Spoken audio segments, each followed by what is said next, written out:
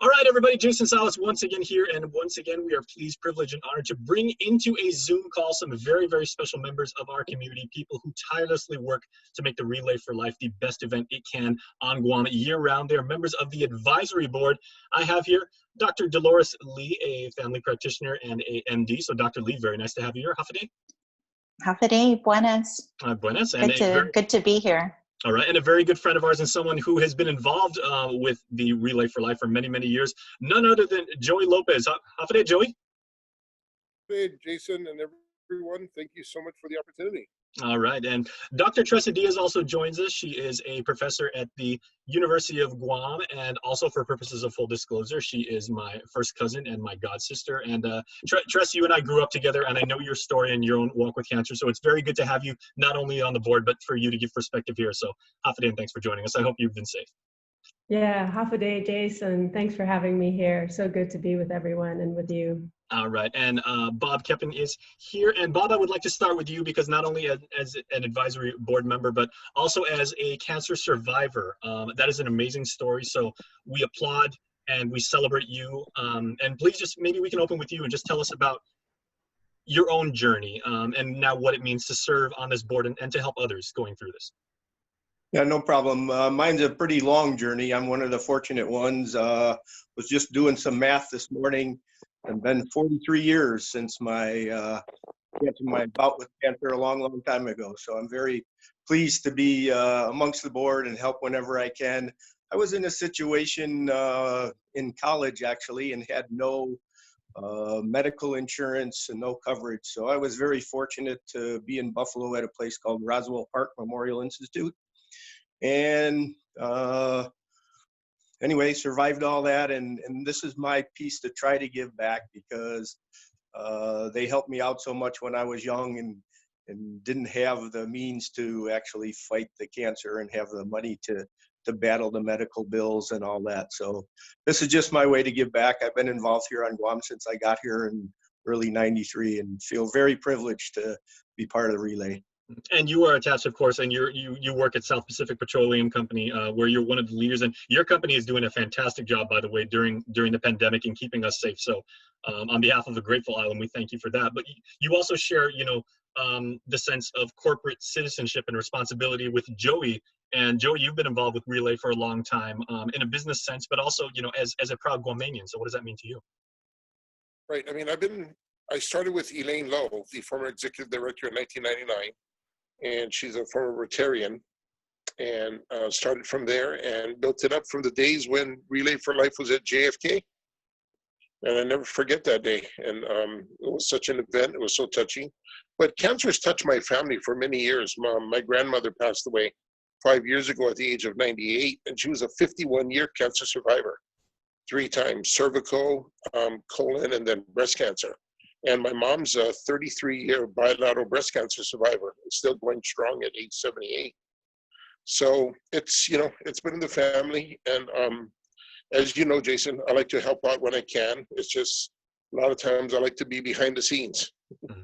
Very quiet but effective. But when you work with people such as Bob and Tina and Joe Rios and so many others, it's rewarding when you walk around the track or you talk to people and all they say is thank you.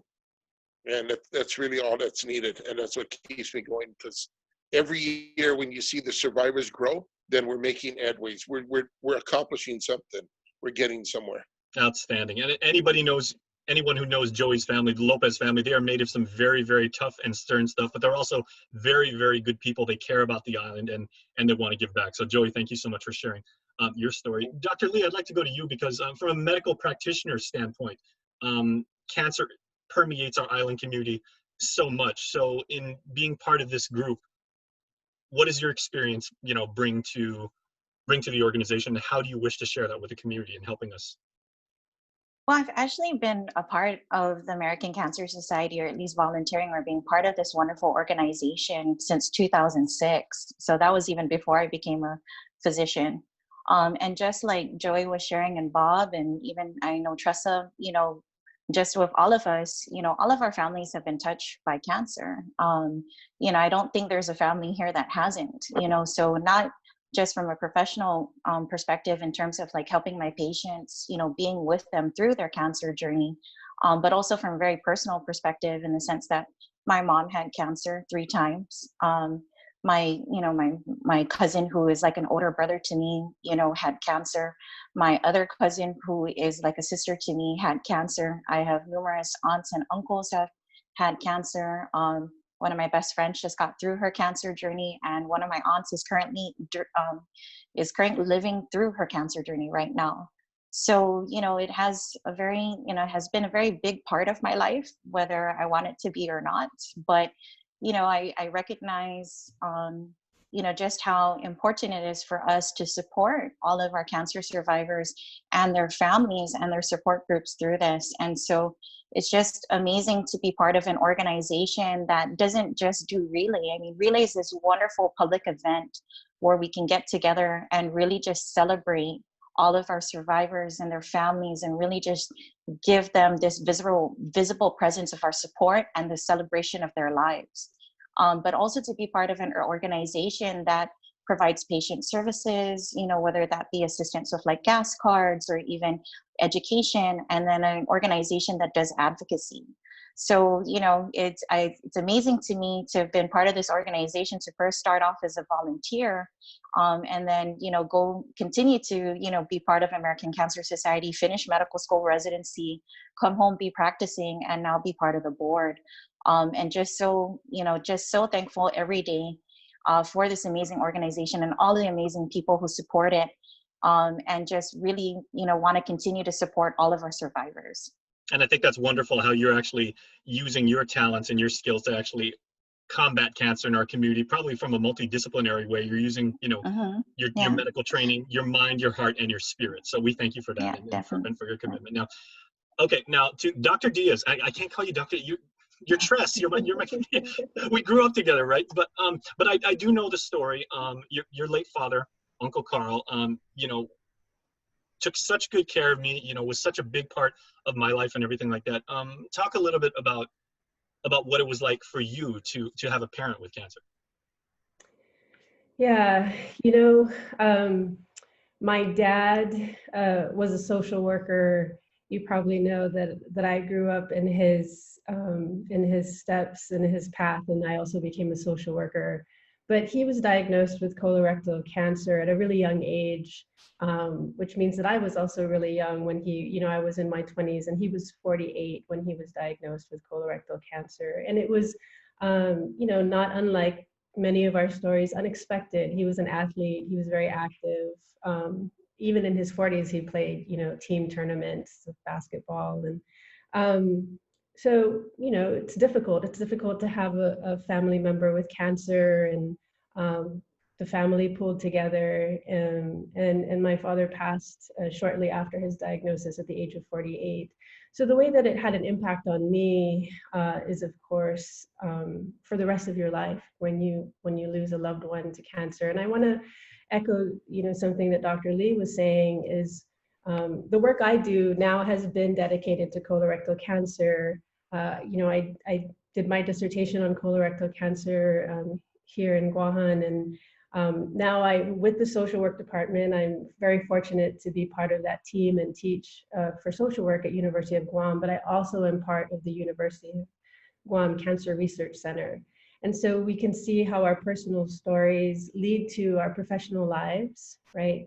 And I believe, similar again to what Dr. Lee was saying, is that we have what I like to call an intergenerational consciousness of cancer, where we almost think of our cancer genealogies, where we're very much impacted by our grandparents and our great-grandparents who might have had cancer, and we think of our nieces and their nephews. And the really powerful thing about Relay is that it brings all of us together, and it brings community together. And we think and we grieve and we celebrate survivorship together as a community. And very similarly to also what Dr. Lee said, is that American Cancer Society does that, and it goes beyond that.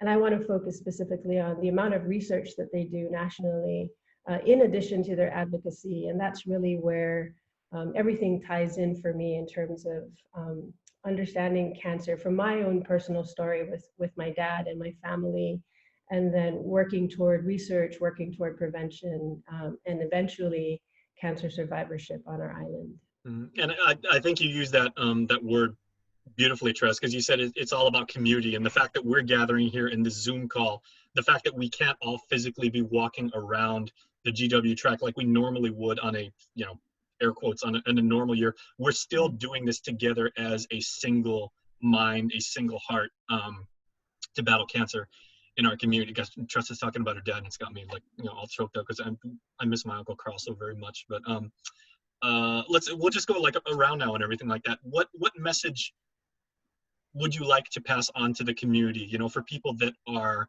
maybe confused, afraid, but, you know, everybody wants to say, like, you know, I want to do all I can because I know somebody on Guam invariably that has been touched by cancer, but, you know, I don't know what I can do to ease, you know, to ease their pain, to bring services to them and everything like that. Let's just go, you know, just make it free flow and everything like that. What knowledge based on your own experience could you give to the community about helping?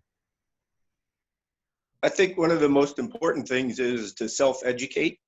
Learn as much as you can about the situation you're in, and reach out to people. I mean, there's us, there's other organizations on this island that can help, and I think it's very, very important to self-educate yourself, learn as much as you can about the situation you're in, and seek help, and talk to people. And don't be afraid to speak out about what's going on, how you're feeling, you know, things that are going on around you. And once you open up a little bit, excuse me, and get a little bit more comfortable in talking about it, I think mentally that helps. Physically, it would also help. So I would say get as much education, self-education as you can on the situation you're in. Knowledge is power, of course. Very, very nicely said, Bob. Thank you. Yeah, Joey? Jason, I could, you know, it's about, here's a perfect example. You have Dr. Diaz and Dr. Lee going off for their education, and they could go anywhere. I know other doctors that have from Guam that stay on this in the United States or in the continental US or in Hawaii, but they decided to come back to Guam and to give back. And who knows, we may find a cure here on island, you never know. But that's the reward, that's what I see. That's what's so important. So people out there in the community, when you see them, thank them for what they do. And another one, I know he's not on the call, but who's a big advocate is Dr. Shea, Dr. Thomas Shea, and papillomavirus, and how he's really focused on that, and on women, you know, and just helping. But do your part, do something. You may not be instantly rewarded with something, but over time, it will come back. I guarantee you it will come back. I remember the days, you know, 25, 30 years ago when they first came out, they had no drugs for breast cancer. And then before you know it, here came tamoxifen. And women were excited. I knew other women that, friends that were on tamoxifen. And then before you know, here came Herceptin. And it's grown. And where is that? There's many organizations on Guam that help people with cancer throughout their battles, throughout whether they send them off island for care or what have you. They're great.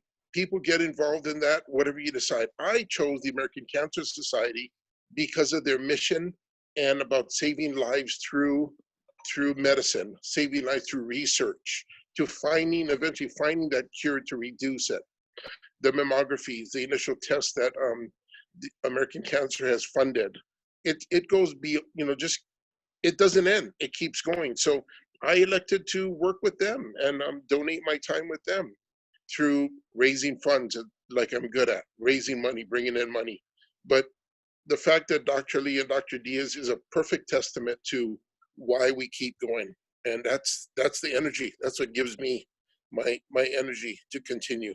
When you mentioned ladies, and we will very respectfully give our lovely local ladies the final word. So Dolores and Tressa, if you could just, you know, your own messages about hope and about giving back and about taking care of our neighbors.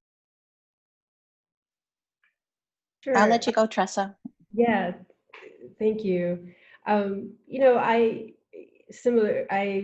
agree with what Bob and Joey have said, and I'll say again, I think that community aspect, that place of family, is a place where we have our strengths. You know, I'm with the Community Outreach Corps at the Cancer Research Center, and we really work with the Guam Comprehensive Cancer Control Coalition. We work with American Cancer Society to get the word out around cancer screening, cancer prevention, ways that we can think better about our wellness and our health, and steps we can take to help us understand cancer better and fight cancer, obviously as individuals and in our families, but as a community. And I would say, don't hesitate to ask for help. I mean, the cancer is multifaceted, the burden of cancer itself, the financial burden, looking for what the right fit for healing is for yourself. And so we really do want to come together as a community, use the resources that we have, and use our strengths to continue to survive together. And I love the hopefulness that we continue to hold out for one another. And it's not easy. Some days I might not feel hopeful, but Dr. Lee will feel hopeful, and that will be helpful for me.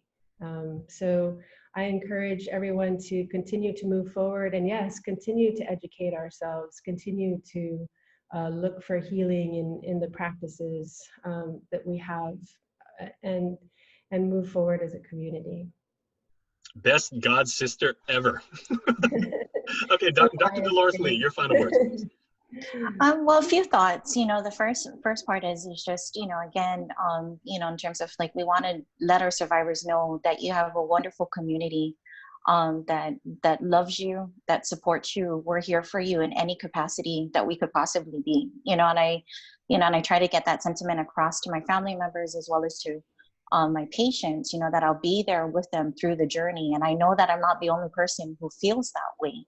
I think the other thing that I want to say is that, you know, if cancer has touched your life and you want to be able to do something and give back, believe in yourself. We all have many different talents.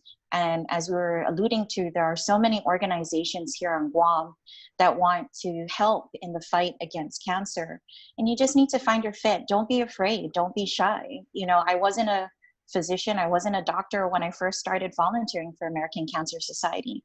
And so, you know, just know that you have talents to share, and, you know, we're happy to, you know, happy to use those talents and use them for good and use them to support our survivors.